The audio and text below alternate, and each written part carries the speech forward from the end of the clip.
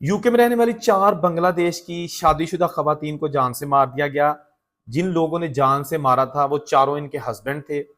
एक पाकिस्तानी हस्बैंड था, 3 जो है ना बांग्लादेशी हस्बैंड थे। पाकिस्तानी जो लड़का है उसने बांग्लादेशी खातून के साथ शादी कर रखी थी।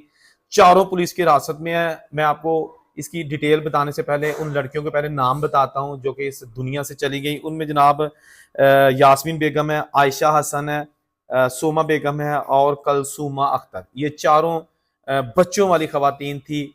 2 ऐसी थी कि जिनका आपस में सेपरेशन का केस चल रहा था हस्बैंड के साथ, और एक लड़की ऐसी थी जो पाकिस्तानी शोहर की अहलिया आयशा है। वो जनाब शक की बिना पर शोहर को शक हो गया कि मेरी बेगम के किसी के साथ ताल्लुकात है, तो वो मार दिया। ये सारी डिटेल मैं आपके साथ शेयर करता हूँ, लेकिन सबसे पहले मैं आपको ये बता दूं कि इस वाक़े के बाद एक बड़ी तशवीशनाक सूरत पैदा हो गई है यूके में कि जी जो खवातीन आती हैं ख़ास तौर पर पाकिस्तान, इंडिया, बांग्लादेश, नेपाल, श्रीलंका, बाहर के मुल्कों में जाती हैं, आखिर इनको क्यों इस तरह गाजर मूली की तरह मार दिया जाता है। जब आपका दिल चाहे इनके साथ रहें, जब आपका दिल चाहे इनको छोड़ दें या फिर इनको जान से मार दें। ये बड़ी तशवीशनाक सूरत हाल है जो कि अभी मुख्तलिफ मुल्कों में छाई हुई है। तो बात करेंगे ये जो यूके में वाक़या पेश आया है। जनाब पहला वाक़या जो कि पेश आया था 24 मार्च 2022 को, और ये 40 साल की यास्मीना बेगम को उसके 41 साल के हस्बैंड कयूम ने छुरी के साथ मार दिया। दोनों की सेपरेशन का केस चल रहा था और एक दूसरे के साथ नहीं रहते थे। एक दिन ये जो यास्मीन बेगम है ये अपने बच्चों को स्कूल छोड़ने के बाद घर वापस आ रही थी कि रास्ते में धाक लगा के बैठे हुए इसके हस्बैंड ने उसको छुरी से हमला करके जान से मार दिया। उसके कैश, बैंक कार्ड और ज्वेलरी भी छीन के फरार हो गया। बाद अज़ां पुलिस ने उसको गिरफ्तार कर लिया, उसका चालान पेश किया गया, केस के सारी एविडेंस इकट्ठे किए गए, उसको कोर्ट में पेश किया गया और उसके बाद फिर अदालत ने उसको 34 साल की सजा सुना दी है। अभी दूसरा वाकया 19 मई 2022 को पेश आया, जब जनाब एक ब्रिटिश बांग्लादेशी खातून जिसका नाम आयशा हसन है, 34 साल इसकी एज थी, और इसका शोहर पाकिस्तानी आसिम, ठीक है जी, आसिम हसन, जिसकी उम्र 32 साल है। इनके 2 बच्चे भी थे, ठीक है जी। ये जनाब ये वाकया कुछ यूं आके ये अपना रहते थे कैनिंगटन में, ईस्ट लंदन का इलाका है, और एक दिन आसिम घर थोड़ी जल्दी आ गया अपने काम से, और इसको फील हुआ कि मेरी अहलिया किसी के साथ फोन पर बातें करती है, इसका कोई रिलेशन है किसी के साथ। इसने घर में फसाद बर्पा कर दिया और बच्चों के सामने ही इसने जनाब अपनी बीवी को हमला कर दिया, जो भी चीज़ हाथ में आई, और इवन के कट इतने ज़्यादा लग गए कि इसकी बेगम शदीद जख्मी हो गई। बाद में जब इसको हॉस्पिटल ले जाया गया तो पता चला कि जी इसकी बॉडी पर बहुत ज़्यादा यानी 36 तकरीबन जो है ना वो ऐसे निशानात थे ज़ख्म के, जिसकी वजह से वो जानबर ना हो सकी और दुनिया से चली गई। इस लड़के ने जब इसको अदालत में पेश किया गया तो इसने वहां पर जज को बताया कि I am guilty, you can charge me, यानी कि आहो बिल्कुल ठीक है, मैंने कसूर किया है और मुझे चार्ज कर दें। मान गया, लेकिन साथ इसने ये भी कहा कि मेरा मकसद इसको जान से मारना नहीं था, मुझे शक था और मैंने इसको जस्ट तशद्दुद किया या करना चाहता था, मुझे नहीं पता था कि इसकी जान भी चली जाएगी। एनी हो, उसने जनाब इसको फिर जो ना 21 साल के जज ने जेल भेज दिया गया। ये दूसरा केस मैं आपको बता रहा हूँ जिसमें आयशा, इसका शोहर पाकिस्तानी था, आयशा बांग्लादेश की थी, ठीक है जी, ईस्ट लंदन में। अब जो तीसरा वाक्य पेश आया ना जनाब, वो जनाब है सोमा और उसका हस्बैंड अमीनुर रहमान, 45 साल का अमीनुर रहमान, और सोमा की एज जो है ना वो उससे थोड़ी थी, ठीक है। अब जनाब ये दोनों जो है ना ये घर में रहते थे। उसके बाद फिर जनाब इसके जो ना सोमा, इसके हस्बैंड ने भी इसको कोई इनका आपस में चाह रहा था, तो बच्चों के सामने इतना इस पर तशद्दद किया कि इसकी उसी वक्त डेथ हो गई। जब डेथ हो गई तो उसके बाद इसने इसकी बॉडी को ठिकाने लगाने का सोचा, क्या मैं करूं क्या, ये तो मैं रंगे हाथों पकड़ा जाऊंगा।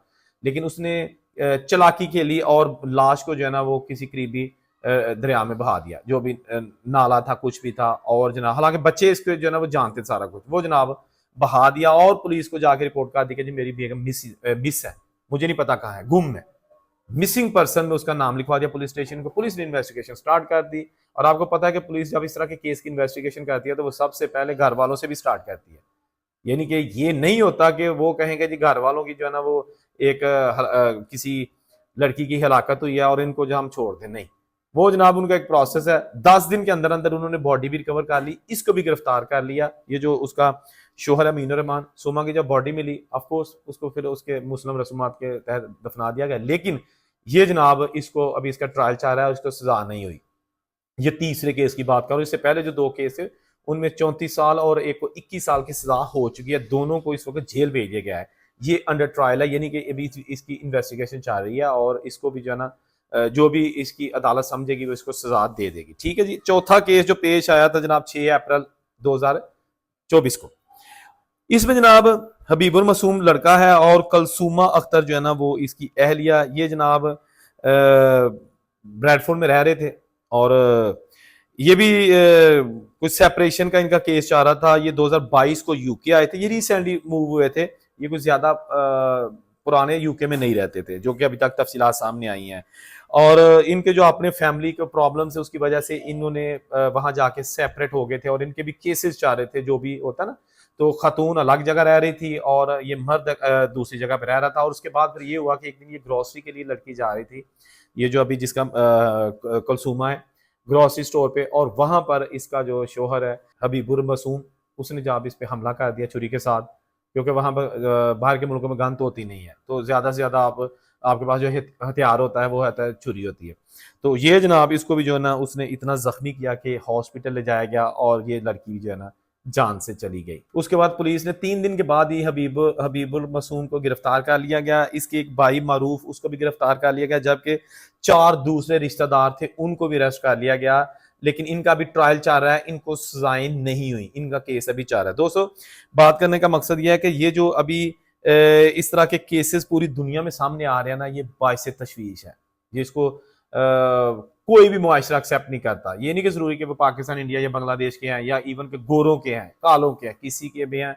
इसके लिए बड़े सख्त कानून है बाहर के मुल्कों में और आप ऐसा नहीं कर सकते। अगर करेंगे तो आपको सख्त तरीन सजा इसकी जो है ना वो सुनाई जाती है। अब जो यूके की स्टैटिस्टिक ब्यूरो है उसने जो दादिशुमार जारी किए हैं उसके मुताबिक सिर्फ मार्च 2022 और मार्च 2023 यानी एक साल के दौरान जो 21 साल से जायद लोगों को डोमेस्टिक वायलेंस का शिकार किया गया, उसके जो केसेस सामने आए हैं उनकी तादाद है 2.1 मिलियन, जबकि टोटल 8 लाख केसेस ऐसे हैं इसी तरह के जो कि अंडर इन्वेस्टिगेशन है, मुख्तलिफ औकात में पेश किए गए। यूके की जो पुलिस है 8 लाख केसेस को इन्वेस्टिगेट कर रही है। आप अंदाजा लगा सकते हैं कि किस कदर ये रेट बहुत ज्यादा हाई हो चुका है और इसमें इजाफा हो रहा है कि एक साल में 2.1 मिलियन, जबकि ओवरऑल अभी तक जो यूके में है 8 लाख केसेस ऐसे हैं जो डोमेस्टिक वायलेंस के हैं, जिनमें जनाब घरेलू तशद्दुद है, तो वो जनाब केसेस चल रहे हैं। तो इसी तरह बहुत सारे ऐसी एनजीओज हैं और दूसरे जो अदारे हैं वो इस सारी सिचुएशन को हैंडल करने के लिए भी काम कर रहे हैं। बहुत सारी ऐसी तंजीमें पूरी दुनिया में जो इंसानी हकूक के लिए काम कर रही हैं, डोमेस्टिक वायलेंस पर काबू पाने या इसको कम करने, या अगर ऐसा कोई करता है तो उसको सख्त सजा देने के लिए काम कर रही है। ऑस्ट्रेलिया में भी ऐसी बहुत सारी मिसालें हैं, बहुत सारे वाकयात ऐसे रूरमा हुए हैं। वहां पर बाकायदा तंजीमें बन चुकी हैं ऐसी खवातीन की जिनके हस्बैंड या तो उनको घर से निकाल चुके हैं या उनके तलाक के केसेस चाह रहे हैं या उनको जान का खतरा है, क्योंकि अक्सर औकात ऐसा होता है कि खातून पर तशद्दुद किया जाता है और फिर जान बचा के वो भाग जाती है या तो पुलिस स्टेशन, और फिर उनको सेपरेट कर दिया जाता है फॉर द फर्दर टाइम भी, ताकि आप जब तक आपके केस का परमानेंट फैसला नहीं होता या आपको छोड़ नहीं दिया जाता उस वक्त तक आप सेपरेट रहेंगे। तो ये जनाब इस तरह के केसेस में सबसे ज्यादा जो तबका पिसता है ना वो है बच्चे। बच्चे जो है ना उनके सामने इस तरह की जो हरकतें होती हैं बाहर के मुल्कों में तो वो जहनी मरीज बन जाते हैं, इसलिए इन केसेस को आप खुला नहीं छोड़ सकते। जो भी केसेस हैं उनका ट्रायल होता है और सख्त तरीन सजा दी जाती है। ये थी अपडेट्स। नई वीडियो के लिए दोबारा आपकी खिदमत में हाजिर होगा। औरंगजेब को इजाजत दीजिए। अल्लाह हाफिज़।